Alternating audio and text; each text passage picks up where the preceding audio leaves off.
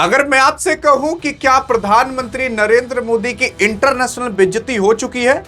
हाँ, क्यों ना हो, क्योंकि वो प्रधानमंत्री जो 15 अगस्त के दिन भी तिरंगा झंडा जेब में ठीक से ना लगा पाए, वो प्रधानमंत्री नरेंद्र मोदी जो विदेश यात्रा पर जाए तो एकदम से गले मिल जाए, हाथ मिला ले, वो प्रधानमंत्री नरेंद्र मोदी जिसके सामने टेलीप्राउटर बंद हो जाए तो उनकी बोलती तक ना निकले। आ जाइए देखते हैं ये पूरी की पूरी मनगढ़ंत कहानियां कौन सी चल रही हैं और इसमें प्रधानमंत्री नरेंद्र मोदी सही हैं कि इनको गलत जानबूझ करके बनाया जा रहा है।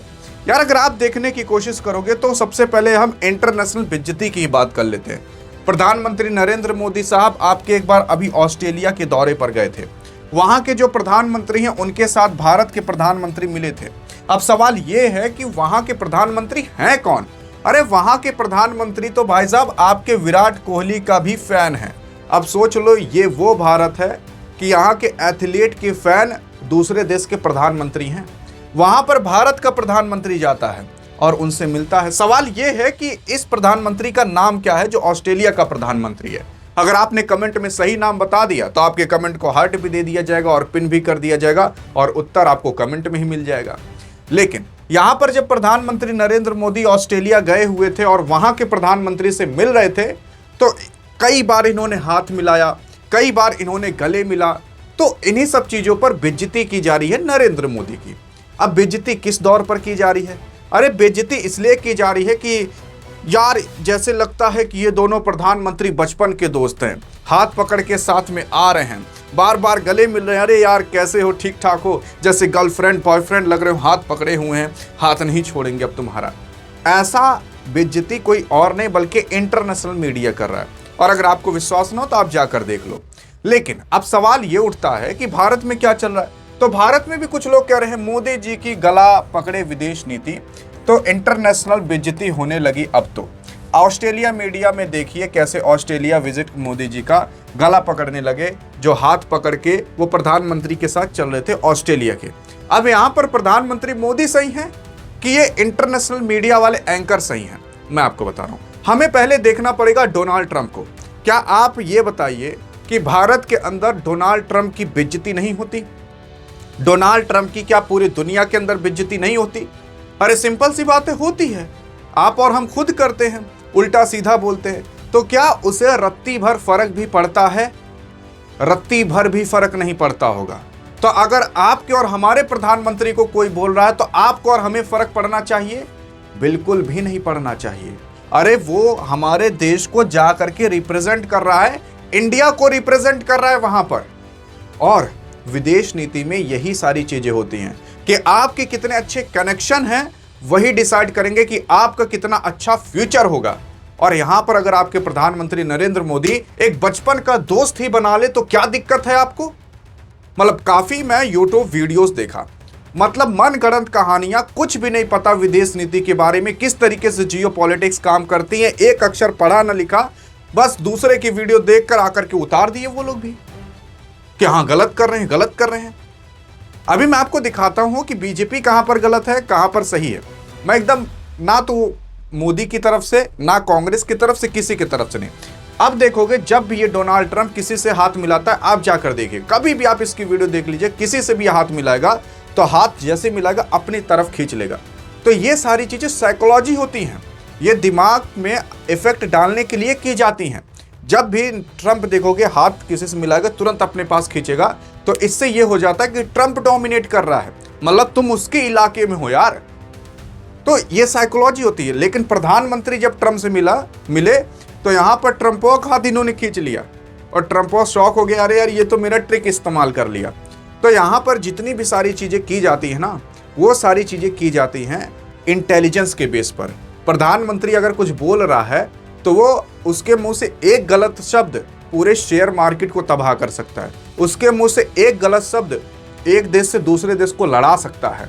तो इसलिए टेलीप्राउटर भी जरूरी होता है। अगर आप सोच रहे हो कि हाँ मतलब ऐसे ही आकर के कुछ भी बोलकर चला जाए, आप तो ये चाह रहे हो कोई भी डाटा बता दे, 3 लाख करोड़ का हम प्रोजेक्ट ला रहे हैं, मान लेते हैं भूल गया है, तो इंसान ही वो बंदा, मान लेते हैं भूल गए, 6 लाख करोड़ कह दिए, लो भैया, कोई शेयर बहुत ऊपर कोई शेयर बहुत नीचे शेयर मार्केट में। बहुत सारी ऐसी चीजें होती हैं। फिर यहां पर आपको समझ में आया तो ये जो प्रधानमंत्री होते हैं ये लोग अपना स्टाइल निकालते हैं। ट्रंप ने इस तरीके से हाथ खींचने वाला स्टाइल निकाला है कि हम हाथ खींच रहे हैं तो हम डोमिनेट कर रहे हैं, हमारे अंदर ताकत है। ये साइकोलॉजी होती है। जब आप विज्ञान के बारे में, दिमागी विज्ञान के बारे में पढ़ोगे तो आपको पता चलेगा। और जब इस तरीके से सीना खोला जाता है तो ये कहा जाता है कि आओ यार, तुम्हारे लिए हमारा दरवाजा पूरा खुला है, हमारे और तुम्हारे बीच में कोई भी दूरी नहीं है, और हम तुम केवल हाथ मिला करके नहीं, पूरा चिपक करके रहेंगे।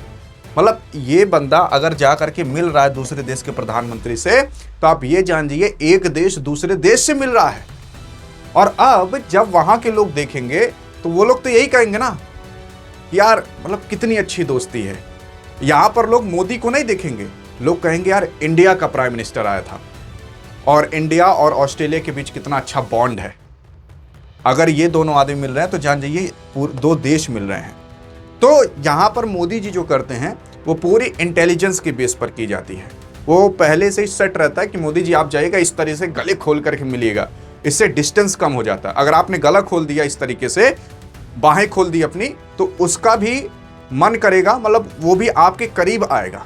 और आपके करीब आएगा तो आपके बीच में कोई मतभेद नहीं रहेगा, उसके और आपके बीच में खुल करके बात होगी। तो ये होता है। तो ये सारी चीजें समझो यार, अंधभक्तों की तरह कुछ भी मत सुन करके निकाल दो। अब दूसरी चीज, प्रधानमंत्री नरेंद्र मोदी ने यहां पर बोल दिया था कुछ नक्सलवादी, जब रेड फोर्ट पर ये खड़े होकर के भाषण दे रहे थे। अब नक्सलवादी यहां पर कुछ ऐसे प्रोफेसर साहब हैं जो कह रहे हैं कि भारत के लोगों को इन्होंने नक्सलवादी कह दिया। अरे भारत के लोगों को नहीं कहा था यार, असल में अभी पूरा वर्ल्ड है। मतलब आप लोग पढ़े लिखे हो नहीं, जियो पॉलिटिक्स कोई चीजें, और आकर के कुछ भी बोल करके चले जाते हो। वो प्रधानमंत्री है, उसको देश के बारे, दुनिया के बारे में सब कुछ पता है, तो वो कुछ बोल रहा होगा तो सोच समझ के बोल रहा है। अब यहाँ पर क्या है कि यार प्रधानमंत्री ने कुछ बोला नक्सलवादी, और वाकई में ही भारत के अंदर काफी सारे नक्सलवादी दूसरे देश से आ चुके हैं। आपने देखा होगा कि अमेरिका का कई सारे एजेंट पकड़े गए हैं। आपने देखा होगा यूक्रेन के इंडिया में कई सारे एजेंट पकड़े गए। आपने देखा होगा 21 या 30 बांग्लादेशी जम्मू कश्मीर में पकड़े गए हैं। आपने देखा होगा यूपी के अंदर नेपाल का कोई एजेंट पकड़ा गया। ऐसे ही भारत के कई सारे कोने में नक्सलवादी दूसरे देश के आकर के लोग बसे हुए हैं और भारत के अंदर धर्म परिवर्तन और बाकी धर्मांतरण कराने का काम कर रहे हैं। जैसे केरला के अंदर आप देखो कितना धर्मांतरण हुआ है। पाकिस्तान के कई सारे आतंकी भारत के अंदर आते हैं, हिंदू को मुसलमान बनाने का काम करते हैं। ऐसी बहुत सारी चीज़ें भारत के अंदर हो रही हैं, उनसे हमें बच करके रहना है। अगर आपको कभी कोई आकर के भारत के खिलाफ कुछ सिखा रहा है तो उनसे बच करके रहना है। सभी भारतवासी को नहीं करे। क्या इस बंदे ने कहा कि 140 करोड़ जो नक्सलवादी हैं, ये कहा? अरे ये कहा होता तब ये होता कि हाँ भैया, ऐसा इस बंदे ने पूरे देश को कह दिया। अब लोग छोटी छोटी चीजें पाते हैं यूट्यूब पर वीडियो बनाने के लिए। ले भैया बोल दो जो बोलना हो प्रधानमंत्री को। अब प्रधानमंत्री एक्शन तो लेगा नहीं आपके ऊपर, बोल दीजिए। अब यहाँ पर योगी आदित्यनाथ की सुनते हैं। जाति, क्षेत्र, भाषा के नाम पर बांटने वाले चिल्लाहट ज्यादा चल रही है। ये न आपके योगी जी, अभी आपके योगी जी क्या बोल दे किसी को कुछ नहीं पता। अभी आपके योगी जी को 4 मिनट कह दीजिए बोलने को डेवलपमेंट पर और बाकी ट्रेड पर और बाकी सारी चीज़ों पर, तो आपके योगी जी 4 मिनट बाद उसके बाद आ जाएंगे गौ माता पर, उसके बाद आ जाएंगे हिंदू मुसलमान पर। तो हम इन सब लोगों की बात छोड़ते हैं, हमें बात करनी है अभी प्रधानमंत्री मोदी जी की। काफ़ी लोग जो आपके प्रधानमंत्री मोदी जी बोले उसको रिलेट कर लिए कॉकरोच जनता पार्टी से, बल्कि इन्होंने कॉकरोच जनता पार्टी का नाम तक नहीं लिया। इतना सारा प्रोटेस्ट हो गया तब भी आज तक आपके प्रधानमंत्री ने कॉकरोच जनता पार्टी का नाम तक नहीं लिया।